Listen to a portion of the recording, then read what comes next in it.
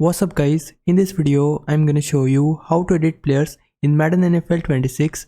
The process is pretty straightforward. Once you know where everything is, from the main menu, go to the creation center, then switch over to the edit rosters and open it. Inside, select manage players.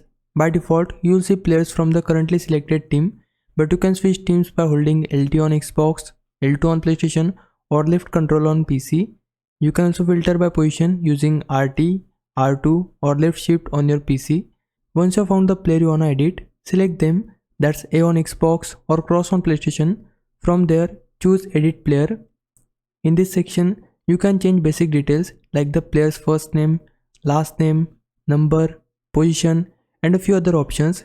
Some categories can't be edited, but most of the core information is available.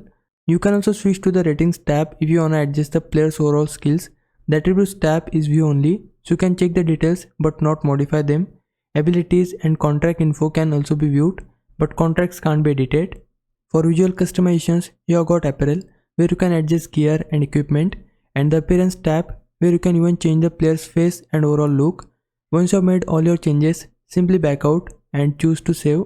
And that's all you need to do to edit players in Madden NFL 26. Hope this helps. If it did, please like this video and subscribe my channel.